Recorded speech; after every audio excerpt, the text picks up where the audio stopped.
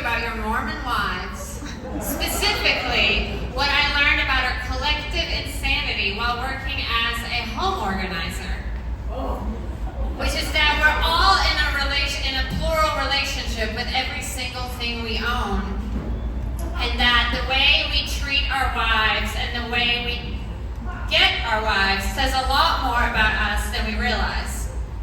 I am not advocating that we only own one thing. Even Jesus, who's considered an early adopter of minimalism, had at least 3 wives. The robe, the sandals, and presumably some sort of undergarment.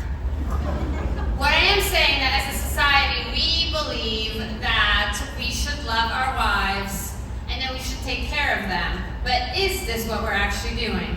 When I start my work with people, I ask them to put all their clothes in a pile, and then I announce to them, these are your Mormon wives, and some of them aren't getting laid.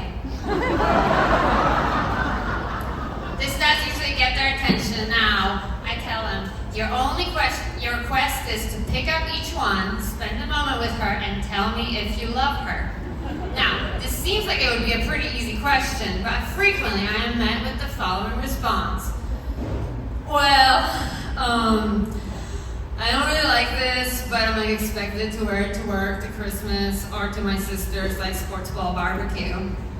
To which I say, let me rephrase what you just told me.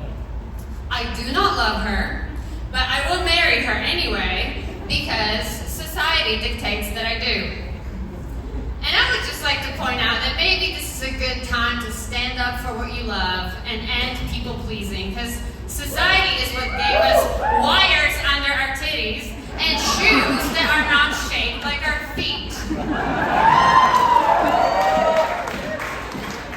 Another way that our insanity shows up is the way we treat our wives. This wife spent 40 years in the bag in which she was purchased, unable to fulfill her destiny of being a tablecloth, because her owner was too worried she'd be damaged. Till I told her, every wife dies, but not every wife lives. Which is a quote from Braveheart. And I wonder, is this what we're doing to ourselves? Are we finding ourselves to be too precious emotionally or physically to actually have a good time on this planet? Guilty. Alright, do we have a housing crisis for our wives? Has we spent $1 billion on our houses and somehow can't afford $20 to organize our jewelry? Or get a nice dresser with the drawers open. This is important. Oh, if you have too many wives, our corporate overlords have a solution. It's called crushing them. That is the saddest after photo I have ever seen. Another solution for your problem of feeling the void is called matchmaking with mail order third world wives. Probably not made by slaves, just priced the way that makes you think they were. So do not think about the void, do not face it, do not deal with it, do not ask questions, just get more wives. And then if you don't like them, strangle them in plastic bags and stick them in your attic. I'm just reporting what I have seen. Gifts are arranged marriages. They do not go well. This is a gift I received. All right. She is a very nice wife, appropriate for a 40-year-old woman. There's a beyond it. I mean, an effort was made. It's cute. But she's not my wife, who I love dearly, who is crazy, and I love her. We have such a good time together. I was at MVets recently, and a young man said, "You must have watched the sun sphere get built." Must I have? Is there a solution for our arranged marriage problem? Yes, my client and now friend Claudia says, I am in love with a wife that is out of my reach. Friends, for my birthday, will you please help me get her a craftsman-made boot out of real materials. I was delighted to give her some of the money back that she gave me.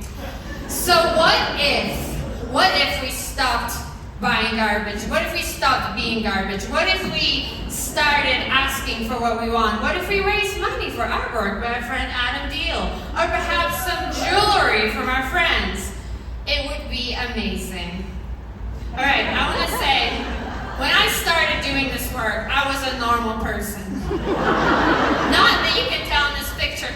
I'm actually doing some construction administration on the Sunsphere. Time is an illusion. And I want to say, what I learned from working with people about things, what the wives have taught me, is that our homes are an uncanny reflection of what's going on with our psyche. And it's worthwhile to face the relationship with our wives and face the void and figure out what's going on, because actually our homes are also a reflection of how we show up in the world.